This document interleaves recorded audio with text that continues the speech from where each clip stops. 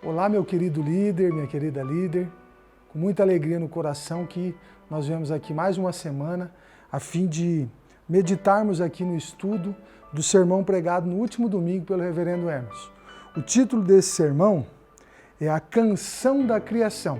Então, nas nossas celas, durante essa semana, nós vamos abordar essa temática, sermão esse que ele proferiu aqui no livro de Gênesis, capítulo 1, versos 1 a 3, foram lidos também os versos 26 a 31 e no capítulo 2 também dos versos de 1 a 3. Irmãos, Gênesis é muito mais do que um fato, do que um livro histórico.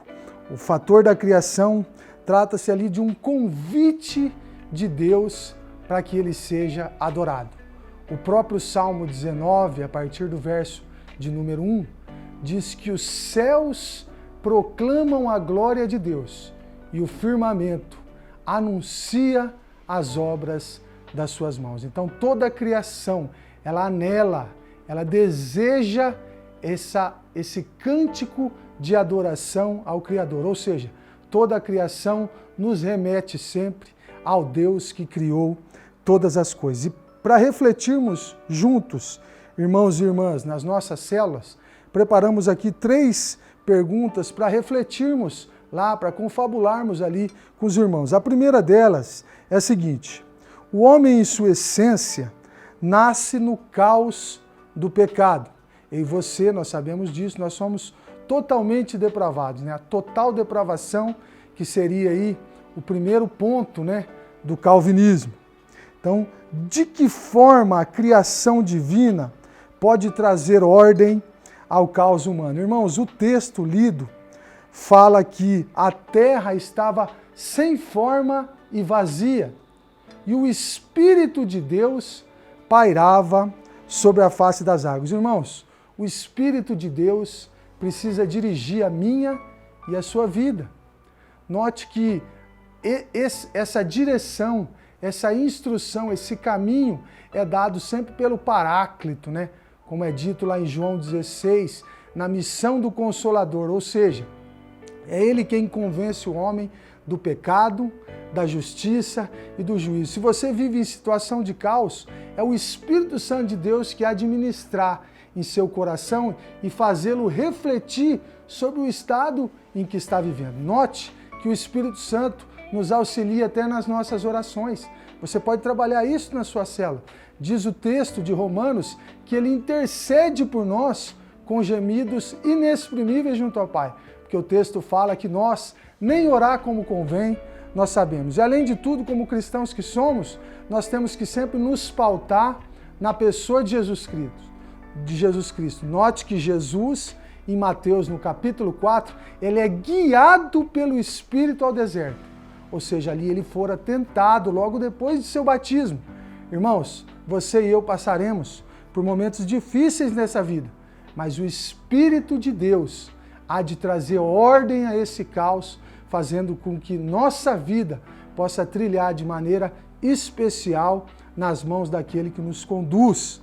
Então, irmãos, essa é a primeira pergunta, essas são as dicas aí que você podia trabalhar com a sua célula. O segundo ponto, a palavra de Deus é criadora. Note que o texto diz, haja luz e houve luz. Comente a frase, ideologias mundanas querem deturpar o propósito da criação. Irmãos, nós vivemos num mundo do politicamente correto. Nós vivemos num mundo onde as pessoas, até mesmo cristãos, têm relativizado o evangelho, têm menosprezado talvez as escrituras. Vimos recentemente pastores de renome nacional afirmando que a Bíblia é um livro que precisa ser atualizado. Irmãos e irmãs, eu e você sabemos que a Escritura é a nossa única regra de fé e prática.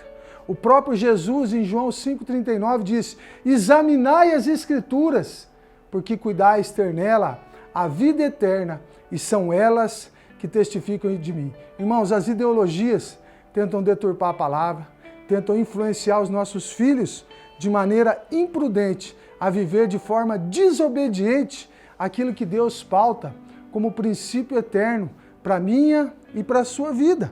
Então, ideologias irmãos, tem sido propagada. Podemos citar aqui pessoas que defendem o aborto, pessoas que falam sobre o racismo como se nós estivéssemos divididos, segregados. Existem sim movimentos que militam nessa área.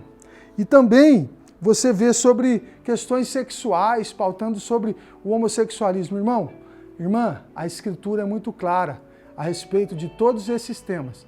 Então, se eu e você mergulharmos na Escritura, como nós temos visto aqui o papel da igreja, e incentivar a mim e a você a participar da leitura. Ano passado fizemos o Novo Testamento, agora começamos o Pentateuco. Então, irmãos, depende de mim e de você esse apreço e esse desejo em conhecer as Escrituras, para que nós não sejamos pautados por ideologias mundanas, e sim vivermos sempre pautado nas Escrituras. E por último, irmãos, na canção da criação, Deus descansou do seu trabalho. O descansar aqui é desfrutar, irmãos. Deus contemplou a sua criação e agora deseja que essa grande obra cante para que ele seja glorificado. Como podemos viver, irmãos, para a glória de Deus e desfrutá-lo eternamente? Irmãos, a nossa confissão de fé diz que o fim de todo homem é esse: gozar a Deus e gozar de Deus e desfrutá-lo eternamente, de toda a sua criação, de tudo aquilo que ele criou. O apóstolo Paulo escreveu em Romanos 14 o seguinte: porque nenhum de nós vive para si mesmo, nem morre para si. Porque se vivemos, vivemos para o Senhor. Se morremos, morremos para o Senhor. Então, portanto, quer vivamos, quer morramos, o façamos para Deus. Então, a nossa vida tem um propósito de glorificar a Deus. O que você pode abordar na sua célula? Você tem vivido assim? Para a glória de Deus, no seu trabalho, no seio da sua casa, na sua família, o seu testemunho tem sido de alguém que vive para Deus? A restauração do caos, de fato, ela mudou a sua vida? As Escrituras têm pautado o seu legado, têm deixado com que as pessoas que vivem à sua volta entendam que você é um homem, é uma mulher, é uma mãe, é um pai, é um marido, que é uma esposa que vive os preceitos da palavra de Deus? Então você pode abordar isso na sua célula. Irmãos, eu espero que o canto aqui, a canção da criação, possa trazer um alento aí, um direcionamento, uma convicção de fé à sua célula para essa semana. O meu desejo é que você seja abençoado, que o poder de Deus repouse sobre você e que a sua célula seja uma bênção para a glória de Deus. Deus te abençoe, querido. Fique na paz. Um forte abraço.